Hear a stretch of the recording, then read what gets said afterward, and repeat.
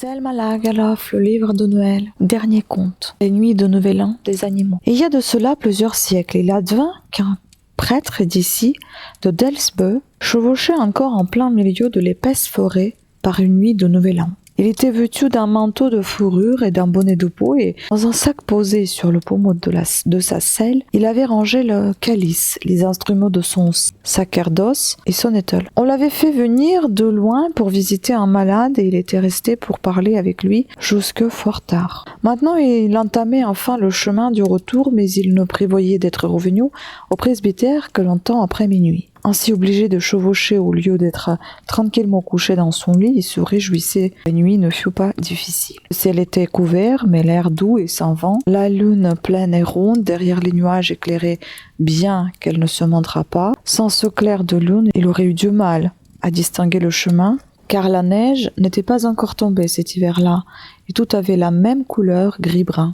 Cette nuit-là, le prêtre chevauchait un cheval qu'il estimait beaucoup, un animal fort et résistant, et quasiment aussi intelligent qu'un être humain, qui surtout savait retrouver le chemin de la maison de pratiquement n'importe quel endroit de la paroisse. Plusieurs fois, le prêtre en avait fait l'expérience, et il se fiait désormais tant à lui qu'il ne se souciait plus du chemin quand il montait ce cheval-là. Il avançait donc au milieu de la nuit grise et de la forêt sauvage, laissant prendre les rênes et aller ses pensées au loin. Le prêtre pensait au sermon qu'il tiendrait le lendemain et à beaucoup d'autres choses, et pendant longtemps il ne leva pas les yeux sur le chemin. Quand il finit par le faire, il se rendit compte que la forêt autour de lui était tout aussi dense qu'au début du trajet, ce qui le surprit puisque, compte tenu du chemin parcouru, il aurait déjà dû se trouver au milieu des champs. À l'époque, Delsbo était comme aujourd'hui. L'église, le presbytère, toutes les grandes fermes et les villages étaient rassemblés au nord du canton. Près des lacs de Delaine,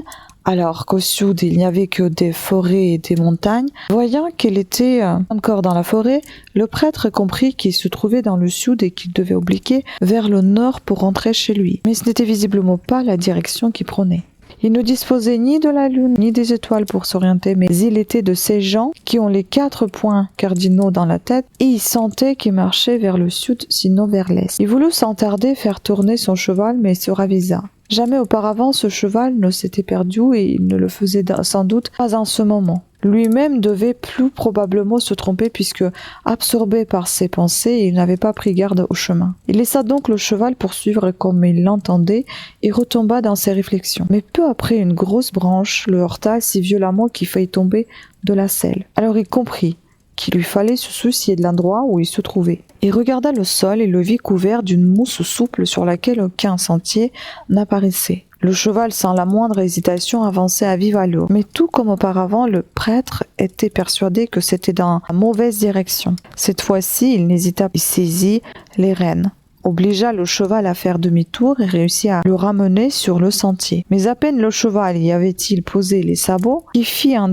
détour et repartit dans la forêt. Le prêtre restait convaincu que le cheval faisait fausse route. Il se dit que l'animal s'entêtait ainsi probablement parce qu'il pensait trouver un meilleur chemin et il le laissa continuer. Malgré l'absence de sentier, le cheval se débrouillait très bien. Quand un rocher formait obstacle, il l'escaladait avec l'habileté d'un chèvre et lorsqu'ensuite ça redescendait, il joignait les pattes et se laissait glisser sur les dalles raides. Pourvu qu'il retrouve son chemin avant l'heure de l'office, pensa le prêtre. Je me demande quelle mine feraient les gens de Delsbo si je n'arrivais pas à l'heure. Il n'eut pas le loisir de réfléchir beaucoup là-dessus, car bientôt il fut dans un endroit qu'il reconnut. C'était un petit lac dans l'épaisseur de la forêt où il était venu pêcher l'été précédent. Cette fois-ci, ses craintes furent confirmées. Il était profondément engagé dans la forêt et le cheval le menait vers le sud-est, apparemment décidé à l'emporter aussi loin que possible de l'église et du presbytère. Le prêtre sauta de selle à toute vitesse. Il ne pouvait pas laisser ainsi le cheval le mener dans la forêt inhabitée. Il devait rentrer et puisque le cheval s'entêtait ainsi à faire fausse route, il décida de marcher à pied et de le mener jusqu'à un sentier connu. Il serra les rênes dans sa main et se mit en marche. Traverser la forêt ainsi vêtue d'un lourd manteau de fourrure n'était pas une mince affaire, mais le prêtre était un homme solide et endurci et qui ne craignait pas l'effort. Mais le cheval avait décidé d'être ennuyeux. Il renacla et se campa sur ses pattes pour résister. Cette fois-ci, le prêtre se fâcha. Il n'avait pas l'habitude de battre ce cheval, il ne comptait pas en venir là non plus. Alors il jeta les rênes et le laissa là.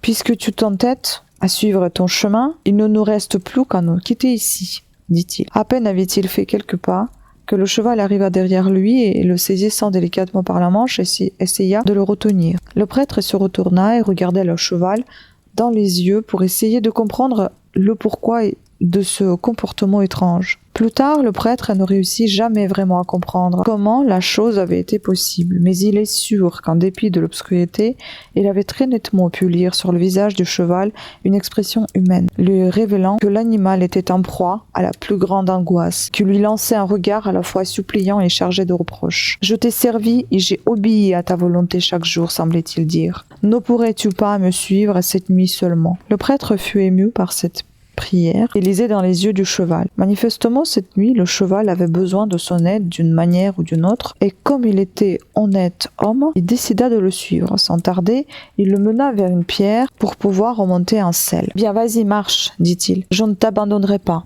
puisque tu veux que je vienne. » Personne ne dira du prêtre de Delsbo qui refuse de suivre quelqu'un dans la détresse. Ceci dit, il laissa le cheval aller où il voulait, et ne se préoccupa que de se maintenir en selle. Ce fut un voyage dangereux, difficile et presque toujours en montée. La forêt autour d'eux était si dense qu'ils ne pouvaient voir à plus de 2 pas devant lui, mais ils sentaient qu'ils étaient en train de grimper sur une montagne. Le cheval réussissait à monter les pentes les plus escarpées sur lesquelles jamais le prêtre n'aurait de lui-même poussé l'animal. « Tu ne comptes quand même pas monter sur le Blakåsen ?» dit le prêtre en riant de l'idée, car il savait que Blakåsen était l'un des plus hauts sommets de Hälsingland. Tandis qu'il chevauchait, le prêtre commença à se rendre compte que le cheval et lui n'étaient pas les seuls à voyager cette nuit-là. Il entendait des pierres rouler, les branches craquer, le bruit était exactement celui de gros animaux qui se feraient un passage dans les bois. Il savait que les loups abondaient dans la région et il se demanda si le cheval comptait le mener vers un combat contre ces bêtes féroces. Ça grimpait toujours, et plus il montait, plus la forêt s'éclaircissait. Enfin, ils arrivèrent sur une crête rocheuse, pratiquement dénudée, et le prêtre put voir autour de lui. À perte de vue, il vit une crête accidentée qui montait et descendait, formant des éperons et des pics, tous couverts d'arbres sombres. L'obscurité le gênait pour se situer, mais bientôt il vit plus clair et comprit où il se trouvait. Exactement, c'est bien le Blakåsen que je viens de gravir, pensa-t-il. Ça ne peut pas être un autre sommet, puisque là, vers l'ouest, je vois l'éperon de Järvsö et qu'à l'est, la mer brille autour de l'île d'Agö. Au nord aussi, je distingue un scintillement. Ça doit être le Delen. Et ici, au fond du gouffre, à mes pieds, cette fumée blanche et celle du torrent de Nyan. Si c'est bien le Blakåsen sur lequel je me trouve, en voilà une aventure. Arrivé sur le sommet, le cheval s'arrêta derrière un gros sapin, comme s'il voulait y rester caché. Le prêtre se pencha en avant et écarta les branches pour mieux voir. Le sommet dénudé de la montagne s'étendait devant lui, mais non désertique et vide comme il l'avait cru. Au milieu de l'espace découvert se dressait un gros rocher, autour duquel de nombreux animaux sauvages étaient rassemblés, comme s'ils étaient venus pour une sorte de conseil, pensa le prêtre. Tout près du rocher, le prêtre vit les ours, si lourds et si solidement bâtis, qui ressemblaient à des pierres couvertes de fourrure. Ils étaient couchés et leurs petits yeux clignaient d'impatience. On voyait bien qu'ils avaient quitté leur sommeil hivernal pour participer à ce conseil, mais qu'ils avaient du mal à rester éveillés. Derrière eux, quelques centaines de loups se tournaient en rang serré. Ils n'avaient pas sommeil et l'obscurité de l'hiver les vivifiait plus que la chaleur de l'été. Assis sur leur arrière-train comme des chiens et fouettaient l'air de leur queue et haletaient vigoureusement la langue pendant hors de la gueule. Derrière les loups se faufilaient les lynx, raides sur pattes et pattes, comme de gros chats difformes. Ils semblaient craindre de se montrer aux autres animaux et cracher quand l'un d'eux s'approchait trop. Le rang derrière les lynx était occupé par des gloutons, avec leur tête de chien et leur fourrure d'ours. Ils n'étaient pas à l'aise sur le sol et ayant hâte de remonter dans les arbres, ils piétinaient impatiemment de leurs larges pattes. Derrière eux, occupant tout le terrain jusqu'à la lisière des arbres, se bousculaient les renards, les belettes et les martres. Ces dernières, très petites et joliment formées, mais arborant une expression beaucoup plus sauvage et plus sanguinaire que les animaux plus gros. Le prêtre vit très nettement tout cela puisque le terrain était éclairé, car sur le rocher du milieu était monté la huldra en personne et qui brandissait une torche de pin jetant une haute flamme rouge. La nymphe, aussi grande que les plus grands arbres de la forêt, avait un manteau en branches de sapin et de cheveux en paume de pin. Elle restait immobile, le visage tourné vers la forêt, attentive. Bien que le prêtre vît clairement tout ceci, il fut si étonné qu'il refusa de croire ses propres yeux. Tout cela est invraisemblable, pensait-il. J'ai chevauché trop longtemps dans l'obscurité des bois et je suis l'objet d'une illusion. Néanmoins, il ouvrit grand les yeux, impatient de voir ce qui allait se passer. Il n'eut pas à attendre longtemps. Bientôt on entendit le son d'une cloche dans la forêt à un contrebas, et peu après il entendit des bruits de pas et de branches qui craquent, comme lorsque de nombreux animaux traversent la forêt. C'était un grand troupeau d'animaux domestiques qui montait sur la montagne. Ils sortirent de la forêt dans le même ordre que s'ils se rendaient à l'alpage. En tête marchait la sonaillère, puis le taureau, puis les autres vaches, et ensuite le jeune bétail et les veaux. Les moutons suivaient à un troupeau serré, puis venaient les chèvres, et en queue, quelques chevaux et poulains. Le chien de berger marchait à côté du troupeau, mais ni le berger ni la bergère ne l'accompagnaient. Le prêtre trouva navrant de voir ainsi les animaux domestiques s'avancer droit parmi les bêtes féroces.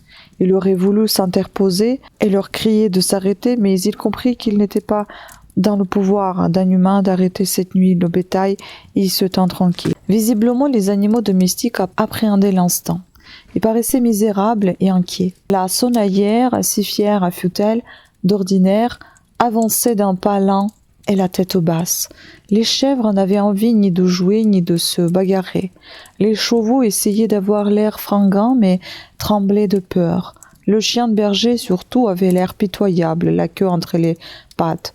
Il rampait pratiquement sur le sol. La sonaillère mena tout ce troupeau puisque jusque devant, la huldra perchait sur son rocher. Elle en fit le tour puis retourna vers la forêt sans être touchée par aucun animal sauvage. Et à sa suite, tout le bétail passa devant les carnassiers sans être inquiété. Tandis que le bétail défilait ainsi, le prêtre vit que la huldra baissait sa torche de pain au-dessus de certains d'entre eux et la tournait vers le bas. Chaque fois qu'elle agissait ainsi, les animaux sauvages lâchaient un violent rugissement de joie, surtout quand la torche était abaissée au-dessus d'une vache ou d'une autre grosse bête.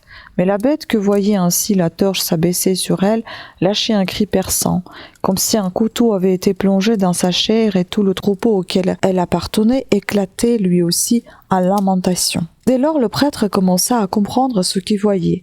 Il avait déjà entendu l'histoire auparavant, celle qui disait que les animaux de Delsbo se rassemblaient au sommet de Blakkosen chaque nuit du Nouvel An, pour que la huldra distingue les animaux domestiques qui devraient être la proie des bêtes féroces au cours de l'année suivante. Et il ressentit une pitié extrême pour ces pauvres animaux ainsi dominés par des bêtes sauvages quand il n'aurait dû avoir pour maître que l'homme. À peine le premier troupeau fut-il parti qu'on entendit à nouveau le son d'une cloche dans la forêt et qu'apparut sur la crête le bétail d'une autre ferme. Il s'avança dans le même ordre que le précédent, s'approcha lui aussi de la huldra qui, d'un air grave et sévère, voit quelques bêtes à la mort. Derrière ce troupeau, d'autres suivirent sans interruption. Certains si petits, constitués d'une seule vache et de quelques chèvres, montant manifestement des petits chalets très pauvres, mais qui, eux, s'y devaient se présenter devant la huldra puisque personne ne pouvait y échapper. Le prêtre pensa au fermier de Delsbo qui aimait tant les bêtes.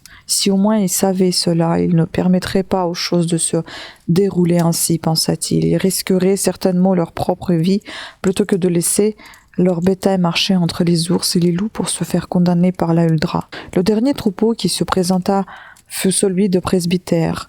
De loin, le prêtre reconnut la cloche de la sonaillère et son cheval, lui aussi dut le faire. Il se mit à trembler de tous ses membres et fut couvert de sueur. « Ah bon, c'est donc à ton tour maintenant de passer devant la huldra pour recevoir ta sentence, dit le prêtre au cheval.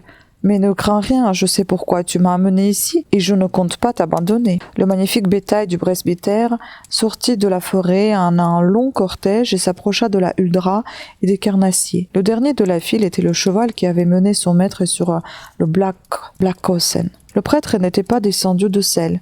et calmement assis, laissait l'animal le porter vers la huldra. Il ne possédait ni fusil ni couteau pour se défendre, mais il avait sorti sa Bible et l'a serrée contre sa poitrine, maintenant qu'il s'attaquait à cette abomination. Au début, ce fut comme si personne ne l'avait remarqué. Le bétail du presbytère passa devant la huldra comme tous les autres. La nymphe n'abaissa sa torche sur aucun des animaux, mais lorsque le cheval intelligent approcha, elle entama le mouvement qui le désignerait à la mort. Mais au même moment, le prêtre brandit sa Bible et la lueur de la torche tomba sur la couverture. La huldra poussa un cri perçant et lâcha la torche. Par terre, la flamme s'éteignit tout de suite, et dans ce soudain passage de la lumière à l'obscurité, le prêtre ne vit rien. Il n'entendit rien non plus.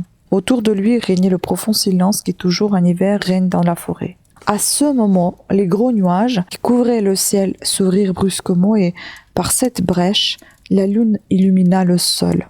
Et cette fois, le prêtre vit que le cheval et lui étaient seuls au sommet du Blakåsen. Il ne restait pas un seul des nombreux animaux sauvages. Le sol n'était pas piétiné par les nombreux troupeaux qu'il avait parcourus. Mais lui-même pourtant brandissait encore sa Bible devant lui et le cheval. Sous lui tremblait et était trempé de sueur. Mais lui-même pourtant brandissait encore sa Bible devant lui. Et le cheval, sous lui, tremblait et était trempé de sueur. Quand le prêtre fut redescendu de la montagne et rentré chez lui, il ne sut plus dire si ce qu'il avait vu était illusion ou réalité. Mais ce fut pour lui comme une exhortation à penser aux pauvres bêtes qui subissaient la loi des animaux sauvages, et il l'a compris. Dès lors, il prêcha si bien devant les fermiers de Delsbo que, de son vivant, tous les loups et les ours furent exterminés dans le canton, même s'ils sont peut-être revenus depuis qu'il nous a quittés. Fin.